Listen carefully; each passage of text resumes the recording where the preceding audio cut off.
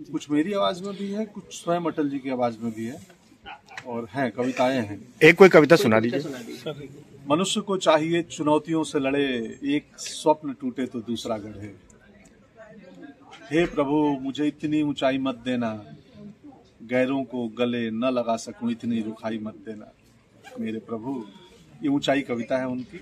और वो कविता छोटी ही थी, तो किन्हीं किन्हीं सीन में जहां लगता है कि संवाद की जगह पे वो कविता बोल के ज्यादा प्रभाव पैदा कर सकते हैं हम, तो हमने उन्हीं की लिखी कविताओं का कहीं 2 लाइन कहीं 4 लाइन प्रयोग किया है। आप देख रहे हैं नेशनल वॉच, खबरों का खजाना। पंकज भैया स्वागत है लखनऊ में। मुस्कुराइए कि आप लखनऊ में हैं। नमस्कार दोस्तों, जाने माने बॉलीवुड एक्टर पंकज त्रिपाठी आज राजधानी लखनऊ के आलमबाग स्थित शालीमार गेटवे मॉल के मूवी मैक्स में पहुंचे।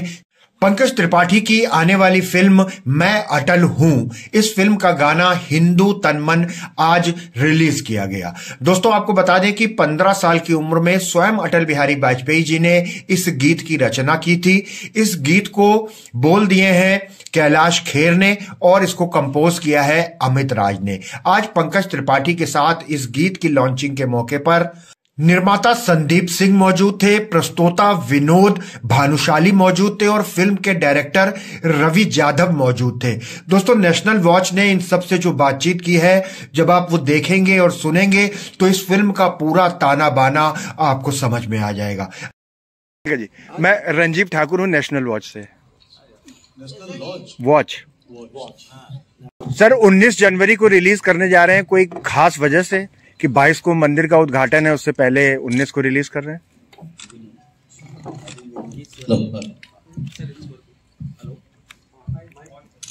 अभी 3 साल काम शुरू है। 3 साल पहले किसको मालूम था कौन सी डेट है? तो 3 साल पहले इस फिल्म का काम शुरू हुआ था। 1 साल पहले इसका शूटिंग शुरू हुआ था और इसकी ओरिजिनल डेट थी रिलीज की, वो 25 दिसंबर थी, जब अटल जी का बर्थडे होता है, जन्मदिन होता है। बट हमारा पोस्ट प्रोडक्शन काम चालू है, अभी भी चालू है थोड़ा काम, थोड़ा फाइन ट्यूनिंग, थोड़ा क्राफ्टिंग, तो इसलिए ये डेट अभी 19 की हुई। तो there is actually practically no relationship between the mandir opening, but we are very happy that is coming with that particular event and that's why we are very happy and very proud that it film coming on the right time. तो sir BJP वालों ने देख ली है कि नहीं देख ली है? अभी अप्रूवल वहां से मिल गया है कि नहीं? आपको पता होगा। नहीं, फिल्म नहीं सेंसर बोर्ड देखती है ना। अभी तक फिल्म किसी ने नहीं देखी।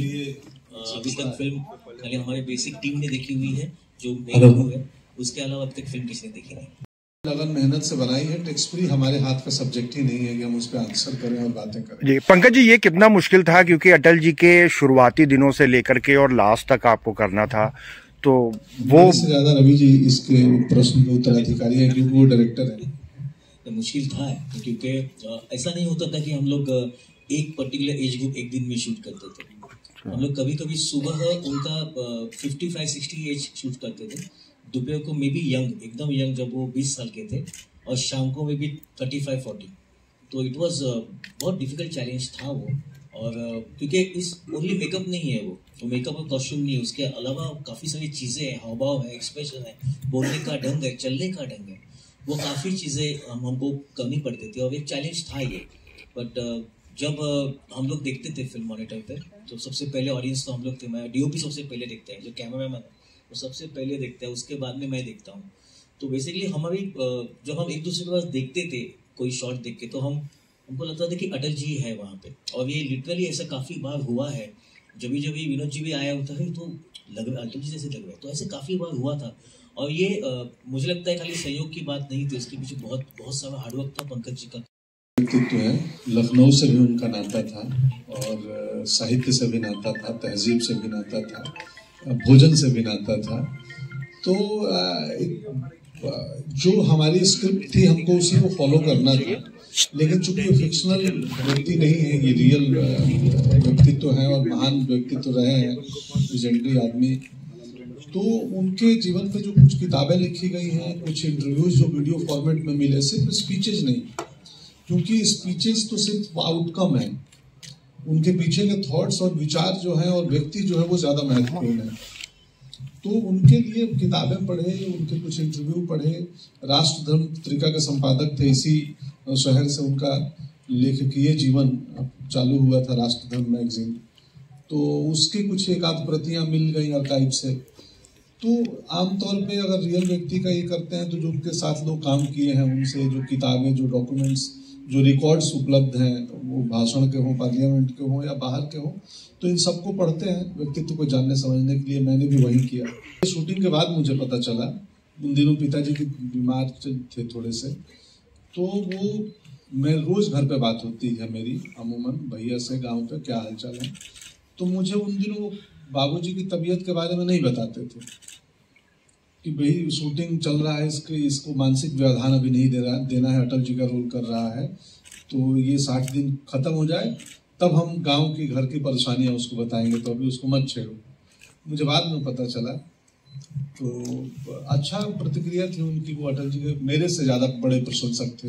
हम तो एक पॉलिटिकल व्यक्तित्व के ऊपर फिल्म बना रहे थे जो श्रद्धेय अटल जी हैं, तो अब चूंकि उनके जीवन का एक हिस्सा है, पॉलिटिकल व्यक्तित्व की फिल्म है, तो उसमें स्वाभाविक है कि राजनीति चूंकि उनका कार्यक्षेत्र रहा है आएगी।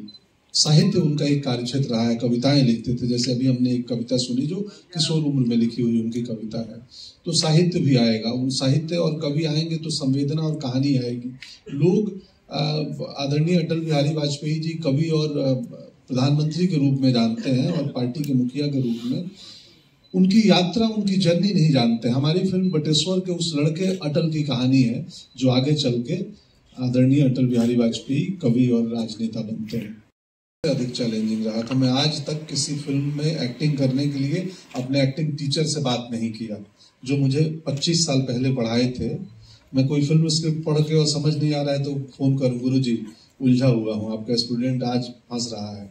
25 साल बाद मैं अपने एक्टिंग टीचर के पास गया और 2 घंटे बैठे, क्योंकि वो चुनौतियां बहुत थी। ये काल्पनिक व्यक्तित्व नहीं है। हम बाकी फिल्मों में काल्पनिक किरदार करते हैं जो लेखक निर्देशक सोचे और क्रिएट किए, हम भी अपने कल्पना से, इमेजिनेशन से उसको गढ़ लेते हैं, लेकिन यहाँ वो नहीं था, रियल व्यक्तित्व है। तो कितनी इमिटेशन हो, इमिटेट कितना करूं, मिमिक्री कितनी करूं, नकल अटल जी का कितना करूं, और तो ये मुश्किल था मेरे लिए। मुझे आती भी नहीं है मिमिक्री करना। तो मैं टीचर के गया, बैठा, और हम रवि जी से हमारी बहुत लंबी इस पर बातचीत हुई कि आप अटल जी को देखे हैं बहुत, लगभग सब लोगों ने वीडियो फॉर्मेट में कहीं ना कहीं देखा है, तो क्या मिमिक्री करनी है या उनके मनोभाव को पकड़ना है, उनके विचार और व्यक्तित्व को पकड़ना है। आदमी को हम जितना देखते हैं पब्लिक जीवन में, इस वक्त जो आप मुझे मंच पे देख रहे हैं, तो इसके इतर मेरा बहुत बड़ा जीवन है, और वो असली व्यक्तित्व है जो मीडिया के सामने नहीं है। तो बतौर अभिनेता मुझे लगा कि मैं उनकी चेतना को पकड़ूं, मैं उनकी आत्मा को पकड़ूं, मैं उनके व्यक्तित्व को पकड़ूं, और ये एक्सटर्नल चीजें हैं, मैनरिज्म, हाव भाव, शब्दों का उच्चारण, वो पॉज, वो गैप, वो विराम। अटल जी के विराम बड़े खूबसूरत थे। वो हिंदुस्तान के राजनीति में उस किस्म का विराम भाषणों में कोई नहीं लेता, विराम पॉज को ही बोलते हैं।